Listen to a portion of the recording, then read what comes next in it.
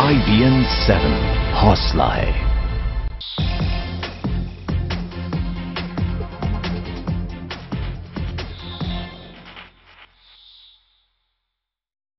जैसा कि हमने आपको कहा कि क्या बीजेपी और कांग्रेस, दो बड़ी राष्ट्रीय पार्टियां जो कि दिल्ली में लगातार सरकारों में रही, कांग्रेस पिछले 15 साल तक सरकार में रही, बीजेपी भी यहां पर सरकार चला चुकी है 5 साल के लिए। सवाल यही कि क्या अभी तक जब नामांकन की प्रक्रिया शुरू हो रही है, चुनावों की घोषणा हो चुकी है, क्यों दोनों बड़ी पार्टियां अपने उम्मीदवारों की सूची जारी नहीं कर रही? किस बात का डर है? किस बात का असेसमेंट किया जा रहा है? किस बात को लेकर चिंता है? क्या दोनों पार्टियों के पास जो बड़े बड़े नेताओं की दिग्गज फोर्स मानी जाती है, वो चुनाव लड़ने से डर रही है? क्या वो सीधे मुख्यमंत्री बनना चाहते हैं? क्या पार्टियों के अंदर सिर्फ मुख्यमंत्री बनने की होड़ है, चुनाव लड़ने को लेकर उत्सुकता नहीं है? क्यों नहीं कांग्रेस और बीजेपी आम आदमी पार्टी से सीखती, जिसने सभी 70 नामों की घोषणा कर दी है? इसी पर हमारी बड़ी बहस है। पहले ये देखिए दोनों पार्टियों के चुनावी असेसमेंट को लेकर उनको टटोलती हमारी ये खास रिपोर्ट।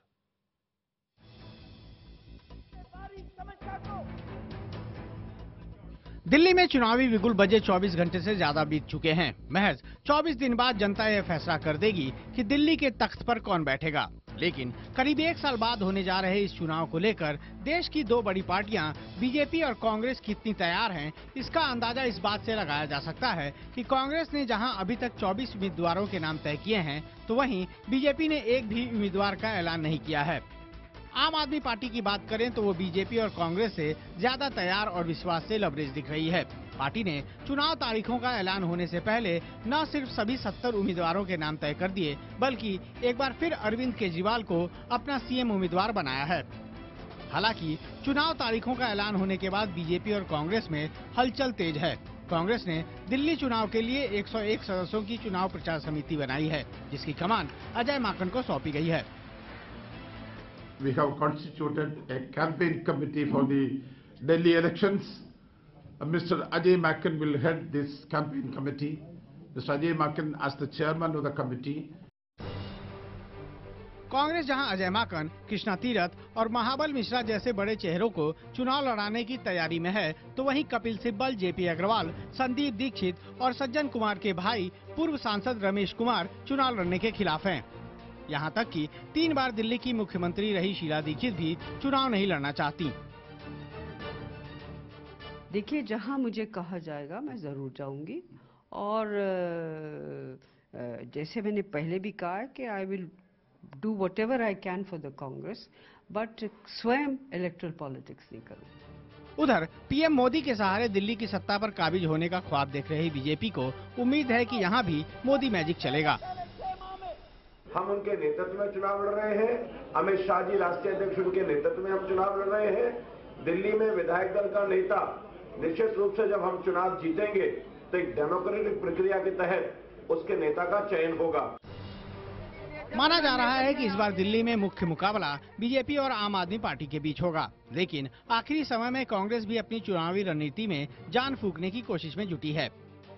वहीं 7 महीने पहले केंद्र में सरकार बनाने वाली बीजेपी भी इस चुनाव में अपनी पूरी ताकत झोंकने में जुटी है। जाहिर है ये देश की राजधानी की सत्ता का सवाल है, और अगर बीजेपी यहां बहुमत हासिल नहीं कर पाए तो भविष्य में उसके लिए मुश्किलें बढ़ सकती हैं। दिल्ली में ऐसा पहली बार हुआ है जब पिछले विधानसभा चुनाव में किसी भी राजनीतिक पार्टी को पूर्ण बहुमत नहीं मिल पाया था। यही वजह है कि सभी राजनीतिक पार्टियों को एहसास हो चुका है कि दिल्ली की गद्दी उनके लिए आसान नहीं है। लेकिन इन सब के बीच सबसे ज्यादा जोर नई दिल्ली सीट पर है, क्योंकि ये सीट तीनों ही राजनीतिक पार्टियों के लिए नाक की लड़ाई बन चुकी है। कैमरामैन निजाम के साथ रवि सिंह, दिल्ली, IBN 7। और मेरे ख्याल से सबसे बड़ा पेच यही है कि नई दिल्ली से किसको चुनाव लड़ाया जाए, और शायद यही वजह है कि दोनों बड़ी पार्टियां कांग्रेस और बीजेपी अभी तक नई दिल्ली पर अपना उम्मीदवार तय नहीं कर पाई हैं, और इसी वजह से बाकी की 69 सीटें भी घोषित नहीं हो पा रही। मेरे साथ 2 खास मेहमान हैं। बीजेपी की तरफ से विजेंद्र गुप्ता साहब, जो कुछ चुनाव लड़ चुके हैं इस सीट पर पिछली बार और चुनाव हार गए थे अरविंद केजरीवाल से। जेपी अग्रवाल साहब हैं, पार्टी के पूर्व अध्यक्ष रह चुके हैं कांग्रेस के, और क्या वो शीला दीक्षित का सुझाव मानेंगे कि उनको चुनाव लड़ना चाहिए, इस पर हम उनसे भी बात करेंगे। आप दोनों लोग रहिएगा मेरे साथ, क्योंकि अरविंद केजरीवाल ने अपने नाम की घोषणा करके कि मैं नई दिल्ली से चुनाव लड़ूंगा, कहीं ना कहीं दोनों पार्टियों को असमंजस में डाल दिया है कि शीला दीक्षित तो साफ कह चुकी है चुनाव नहीं लड़ूंगी, संदीप को भी नहीं लड़ना चाहिए, पर पूर्व सांसदों को लड़ना चाहिए। विजेंद्र गुप्ता मेरे साथ है, उनसे हम खुद पूछ लेंगे कि क्या वो लड़ना चाहते हैं। लेकिन पहले दिखाते हैं अजय माकन का वो बयान जिन्होंने आज उनको कमान संभालने के बाद जब पार्टी ने सौंपा, अजय माकन से खास बातचीत की मेरे सहयोगी अरुण सिंह ने, और उनका यह कहना है कि पार्टी चुनाव के लिए तैयार है। शीला दीक्षित चुनाव नहीं लड़ेंगी, जेपी अग्रवाल चुनाव नहीं लड़ेंगे, महाबल मिश्रा चुनाव नहीं लड़ेंगे, अजय माकन चुनाव लड़ेंगे, तो लगता नहीं कि आपको जो है बलि का बकरा बना दिया कांग्रेस ने? अभी तो दूसरे चुनाव लड़ेंगे या नहीं लड़ेंगे, मैं चुनाव लड़ूंगा या नहीं लड़ूंगा, ये तो जब हमारी टिकट्स अनाउंस होंगी जब कहा जा सकता है। लेकिन जैसे मैंने कहा कि पार्टी ने, मैं दिल्ली के विधानसभा से ही शुरुआत करी थी, उससे पहले मैं यूनिवर्सिटी का भी प्रेसिडेंट था, तो 3 बार मैं दिल्ली में चुनाव जीत चुका हूं लड़ करके, पार्लियामेंट में गया हूं, तो अब वापस अगर पार्टी मुझे असेंबली में फिर अगर लड़ने के लिए कहेगी तो मैं लड़ूंगा। तो ये आपकी उन्नति हुई कि अवनति हो गई? आपको केंद्र में ले गए, महासचिव बना दिया, राहुल गांधी के सबसे करीब है, वापस दिल्ली भेज दिया आपको, तो ये आपको पनिशमेंट दे रही है क्या कांग्रेस?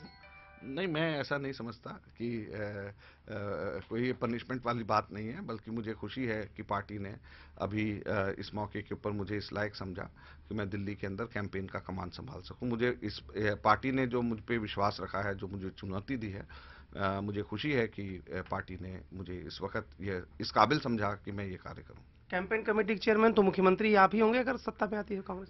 कांग्रेस में ऐसा नहीं होता। कांग्रेस में जब चुनाव जीतते हैं तो विधायक दल ही अपने नेता का चुनाव करती है। लेकिन एक बात बताइए, शीला दीक्षित बहुत सलाह दे रही हैं, पहले उन्होंने सलाह दिया कैंपेन कमेटी के चेयरमैन, तो पार्टी ने मान लिया, अब वो कह रही नई दिल्ली से इनको लड़ा दो अजय माकन को, तो आप मान जाएंगे उसको? सलाह उनकी पूरी सलाह मानते कि नहीं? मैं उनका धन्यवाद करना चाहता हूं, उन्होंने बड़े अच्छे शब्द और मेरी तारीफ करी है, और जो भी पार्टी उनको उनके सलाह को जैसा भी मानेगी, मुझे पार्टी का आदेश मंजूर होगा। आखिरी सवाल मेरा यह है कि अजय माकन अब दिल्ली की सियासत में वापस आ गए या फिर केंद्र की सियासत में ही रहेंगे? यहाँ कुछ दिन के लिए आए हैं, अपना चुनाव न लड़के फिर वापस चले जाएंगे?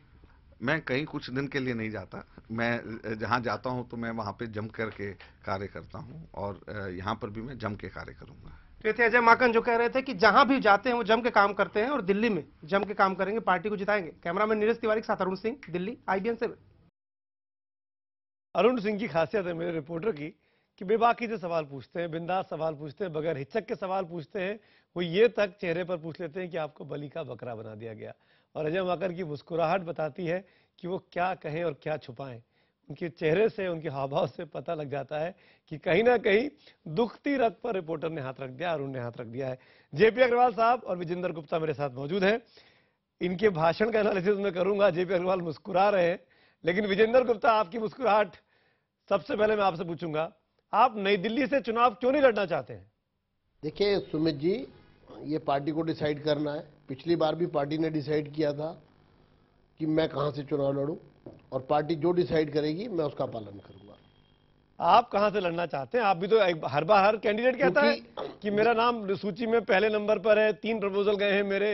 आपके नाम किन किन सीटों से गया है? आपको एक बात स्पष्ट कर दूं, पिछली बार भी जब मैं नई दिल्ली से चुनाव लड़ा था तो किसी को इस बात का भनक तक नहीं थी कि नई दिल्ली से चुनाव कौन लड़ेगा, और अचानक पार्टी ने मुझे ये आदेश दिया लास्ट मिनट में, और मैंने उसको सहज स्वीकार किया, क्योंकि पार्टी के आदेश को मानना ये हर पार्टी के अनुशासित कार्यकर्ता की पहली जो है वो जिम्मेदारी है, और मैं अपनी जिम्मेदारी को बखूबी निभाता रहा हूं और भविष्य में भी निभाऊंगा। विजेंद्र जी, आपने चुनाव पिछली बार बहुत अच्छा लड़ा था, आपको तो कहना चाहिए कि मैं नई दिल्ली से लड़ना चाहता हूं और मैं अरविंद केजरीवाल को हराना चाहता हूं। मैंने कहा ना, शीला दीक्षित जी को चुनाव से, दिल्ली की राजनीति से बाहर करना, उनको 15 साल के कुशासन की सजा देना मेरा एकमात्र लक्ष्य था, और उसमें मैं सफल हुआ।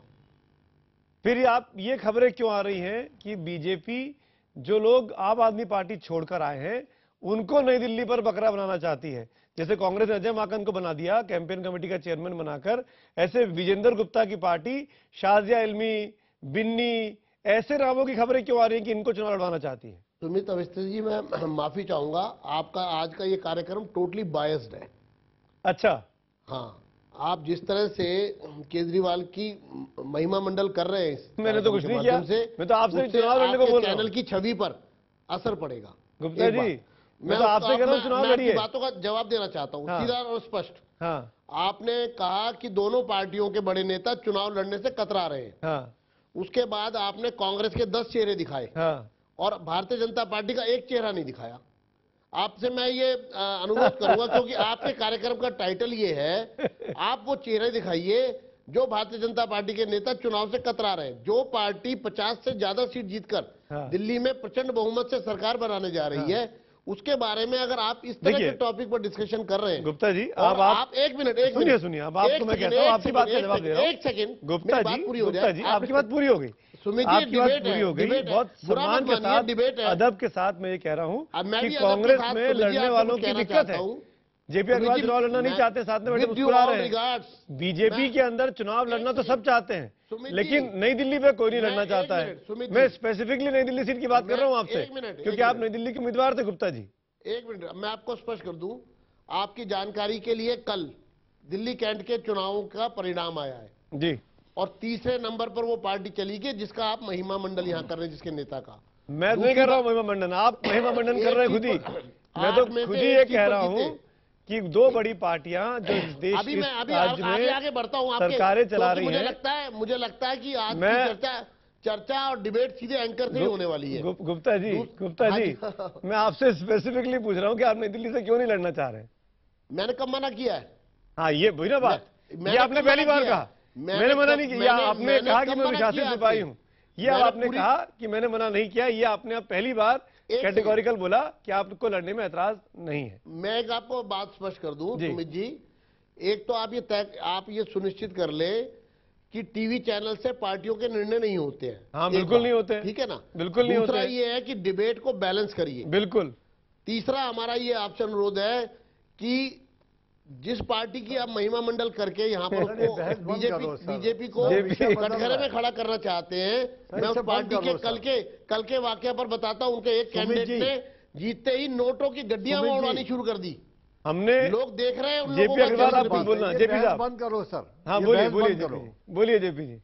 जी, ये गलत बात है। ये इतनी लंबी बहस हो गई, इसका कोई बेमायने बहस है।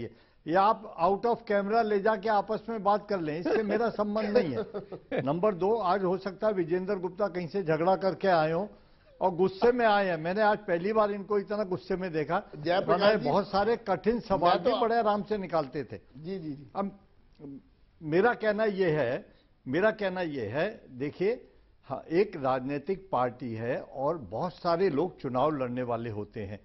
हर कॉन्स्टिट्यूएंसी में क्लेमेंट होते हैं, 2, 4, 5, 10, और ये जरूरी नहीं होता कि जो लोग लोकसभा का चुनाव लड़ें वही लोग विधानसभा का भी चुनाव लड़ें। या तो ये कहें कि हमारे पास सक्षम उम्मीदवार नहीं है।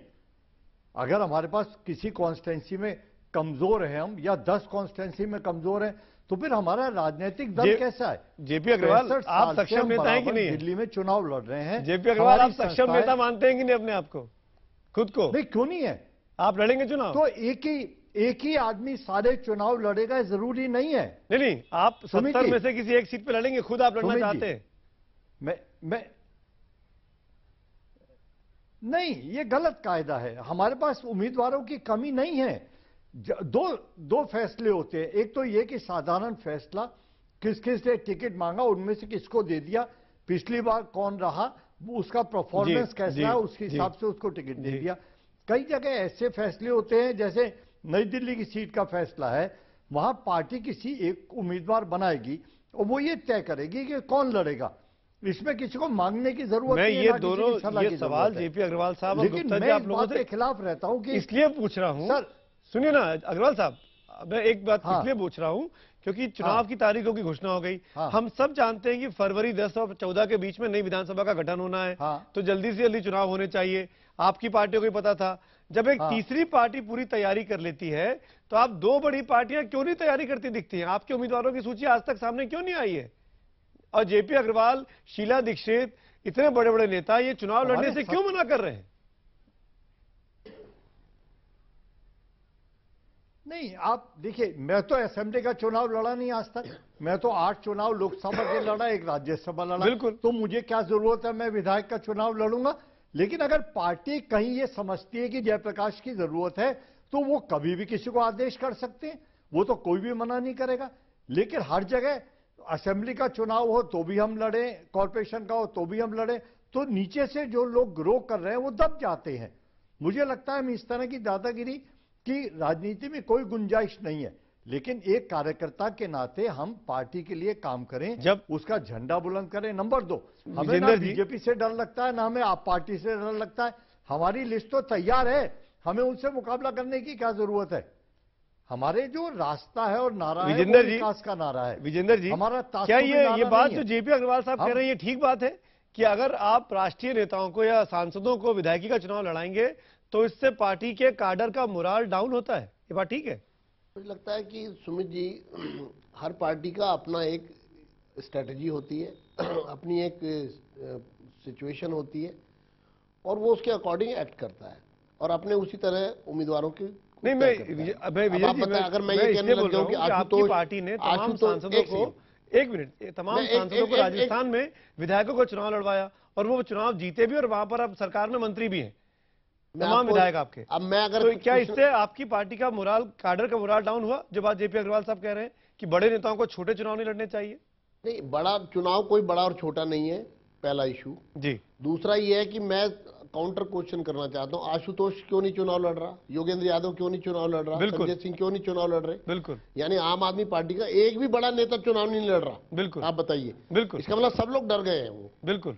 और वो चुनाव में नहीं आना चाहते क्योंकि उनको ये तय हो गया है कि वो लोग दिल्ली में जीतने वाले नहीं है जी। क्योंकि 70 में से अरविंद केजरीवाल को छोड़कर एक भी उनकी पार्टी का सेंट्रल लीडर दिल्ली की असेंबली का चुनाव नहीं लड़ रहा है। बिल्कुल सही बात है, ठीक है ना? तो ये तो बहस का कोई भी आधार बनाकर, आपकी बात पे दम है, मैं इसमें कतई इनकार नहीं कर रहा। और मैं बता दूं आपको, क्योंकि आम आदमी पार्टी का नेता हमारे साथ इस बहस में नहीं है, इसलिए मैं ये सवाल नहीं उठा रहा था, पर आपने उठाया। ये बात बिल्कुल सच है कि आशुतोष जैसे लोग, संजय सिंह जैसे लोग, योगेंद्र यादव जैसे लोग, योगेंद्र यादव हालांकि हरियाणा में चुनाव लड़ा था, जैसे लोग हरियाणा में चुनाव लड़ा था उन्होंने, लेकिन यहाँ चुनाव नहीं लड़ रहे। बिल्कुल। लेकिन मेरा सवाल बहुत स्पेसिफिक है आप दो बड़ी पार्टियों से।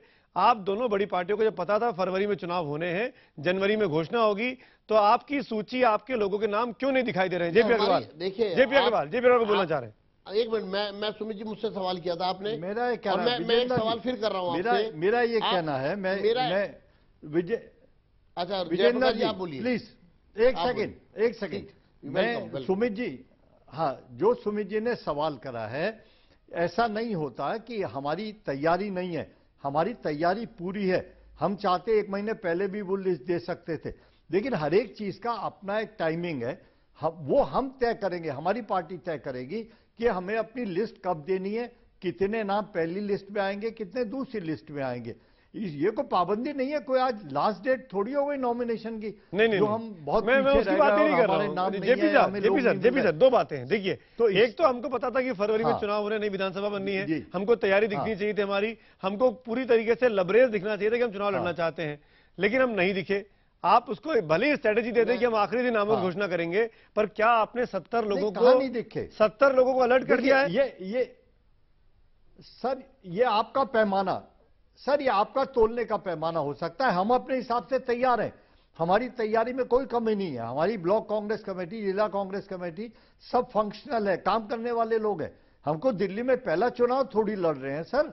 एक चुनाव हार गए लोकसभा या असेंबली का, इसका मतलब है कांग्रेस। चलिए आखिरी में जेपी साहब, क्योंकि आप जेपी साहब, कांग्रेस नई दिल्ली से किसको लड़ाएगी? शीला दीक्षित नहीं लड़ेंगी चुनाव, संदीप को लड़ना चाहिए, क्योंकि शीला दीक्षित की कॉन्स्टिट्यूएंसी थी, वो संदीप दीक्षित को लड़ना चाहिए उस जगह से, उनके बेटे को।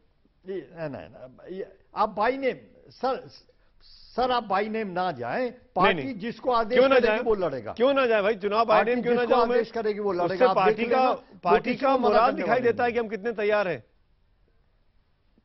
सुमित जी, ये तो हमें तय करना है ना। चलिए, हम अगर तय करिए, इसको ठीक समझेंगे उसको लड़वाएंगे। आप तय करिए, जनता देख रही है हमारी बहस को भी और आपकी तैयारी को भी। गुप्ता जी, आप कुछ बोल रहे थे। जी, मैं ये कहना चाहता हूं कि बहुजन समाज पार्टी 6 महीने पहले या 8 महीने पहले अपने उम्मीदवार घोषित कर देती है जी। तो कल को आप ये चर्चा करवाना शुरू कर देंगे कि दिल्ली में बीएसपी ने 8 महीने पहले उम्मीदवार घोषित कर दिए थे और आम आदमी पार्टी ने 15 दिन पहले घोषित किए और भाजपा ने 10 दिन पहले घोषित किए, तो इन पार्टियों की तैयारी नहीं है। प्रश्न ये है कि हर पार्टी की अपनी स्ट्रैटेजी, बहुजन समाज पार्टी की स्ट्रैटेजी है कि वो लोकसभा में 1 साल पहले टिकटें बांट देती है, जैसे उत्तर प्रदेश में उन्होंने 1 साल पहले टिकटें बांट दी थी जी। कुछ पार्टियों की तैयारी होती है, वो 2 महीने पहले टिकटें बांट देते हैं। आपको लगता है कि ये हर पार्टी का अपना अपना एक स्ट्रैटेजी है। चलिए, अब उस स्ट्रैटेजी में मैं समझता हूं वो पार्टियों को तय करने देनी चाहिए और पार्टियों को इतना अधिकार जरूर मिलना चाहिए। हम तो, हमारा काम ही सवाल खड़े करना है। हम तो पत्रकार होने के नाते गुप्ता जी से भी सवाल पूछेंगे, अग्रवाल जी से भी पूछेंगे और अरविंद केजरीवाल से भी पूछेंगे। लेकिन ये स्ट्रेटेजी आपकी रखिए, पर जनता ये देख रही है, जनता को बात समझ में आती है विजेंद्र गुप्ता जी कि जो बीजेपी 282 सीटें जीत के आती है, मोदी जी की हवा मानती है, वो बीजेपी पिछले 7 महीनों में दिल्ली विधानसभा को लेकर स्टैंड नहीं ले पाती है।